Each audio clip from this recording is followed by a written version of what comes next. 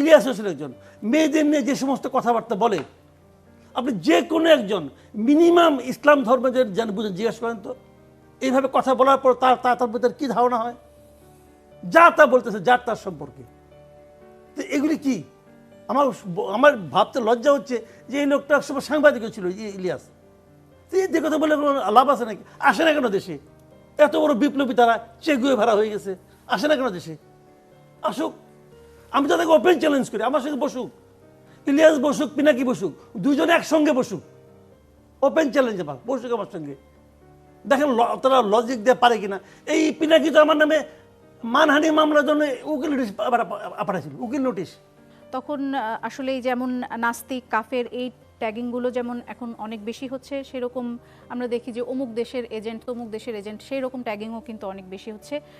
আপনাকে গত কিছুদিন টকশোতে দেখা যায়নি, কিন্তু ফেসবুকের মাধ্যমে আমি জানলাম যে আপনি যে দেশের এজেন্ট সেই দেশে পেমেন্ট আনতে গিয়েছেন। এ বিষয়ে আপনি যে দেশে গিয়েছিলেন সেই দেশের ছবি দিয়ে, আপনার ব্যক্তিগত ভ্রমণের ছবি দিয়ে সেটি বলা হয়েছে যে উনি যে দেশের এজেন্ট সেখানে উনি পেমেন্ট আনতে গিয়েছেন।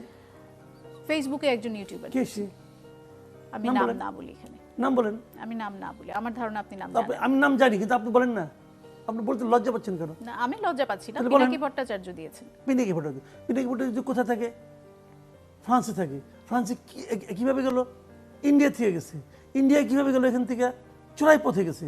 তো চোরাই পথে ইন্ডিয়া গেলো, তার কোনো ইমিগ্রেশন সিল ছিল? সিল ছিল না। তো সিল না থাকলে ইন্ডিয়া থেকে পার হয়ে ব্যাংকক কিভাবে গেল? তার মানে ইন্ডিয়ার কোনো এজেন্সি তাকে হেল্প করছে।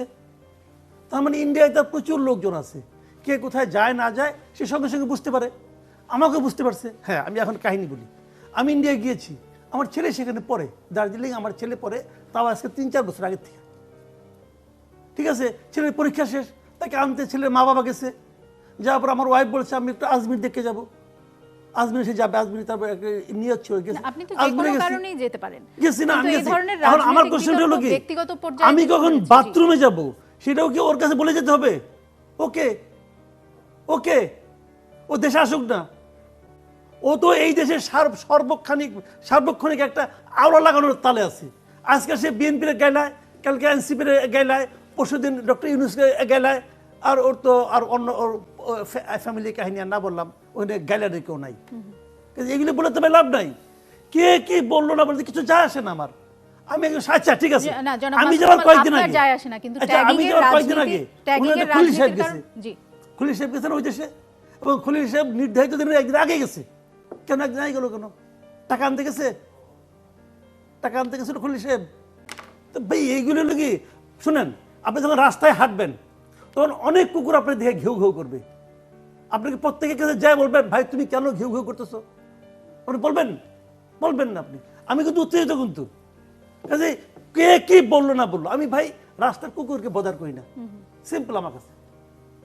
কিন্তু এই ধরনের ট্যাগিং এর রাজনীতির সামনে আপনাকে হয়তো তিনি বিব্রত করতে পারছেন না, বা আপনাকে হয়তো আমাকে রাগান্বিত করতে পারছেন, কিন্তু আরো অনেক মানুষ তো আছেন যে যাদেরকে এই যে ওই দিন গুজার গেছে না, ওইটা এক সময় ছিল। রাজনৈতিক বিতর্কের সাথে রাজনৈতিক বিতর্ক, ন্যারেটিভের সাথে কাউন্টার ন্যারেটিভ আসবে, কিন্তু এই যে এই ধরনের যে নাস্তিক, মুরতাদ বা হচ্ছে অমুক দেশের দালাল, এই ধরনের ট্যাগিং গুলো সাম্প্রতিক সময়ে অনেক বেশি বেড়ে গেছে। এই ট্যাগিং গুলো যখন ছিল ওনার দ্বারা অনেক কিছু হইতো, উনি এবং ওনার আরেক সাংঘাত আছে আমেরিকাতে, এরা মিলে আগে অনেক কিছু করতো। এখন এদের ডাকে পিঁপড়া নড়ে না।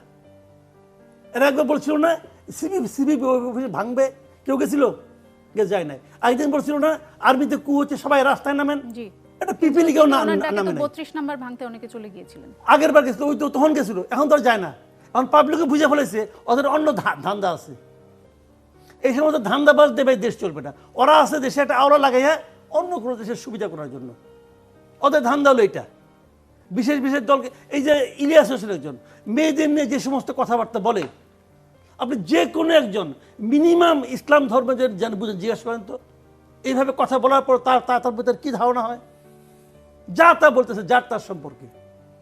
তো এগুলি কি আমার ভাবতে লজ্জা হচ্ছে যে এই লোকটা একসময় সাংবাদিকও ছিল ইলিয়াস। তো এই যে কথা বলে কোনো লাভ আছে নাকি? আসে না কেন দেশে? এত বড় বিপ্লবী তারা চেগুয়ে ভাড়া হয়ে গেছে, আসে না কেন দেশে? আসুক, আমি তাদেরকে ওপেন চ্যালেঞ্জ করি, আমার সঙ্গে বসুক, ইলিয়াস বসুক, পিনাকি বসুক, দুজনে একসঙ্গে বসুক, ওপেন চ্যালেঞ্জ আমার, বসুক আমার সঙ্গে, দেখেন তারা লজিক দিয়ে পারে কিনা। এই পিনাকি তো আমার নামে মানহানি মামলার জন্য উকিল নোটিশ পাঠাইছিল, উকিল নোটিশ আমাকে পাঠাইছিল এই ধানমন্ডি এক ল ফার্ম দিয়ে। ওই নোটিশে আমি ফালাই দিছি, কি হচ্ছে আবার? ওগুলো আমি গুনি নাকি রে ভাই? ও কি করে দূরে বসে গলির কুত্তা গলিতে ঘেউ ঘেউ করে, আসুক না এখানে। জি।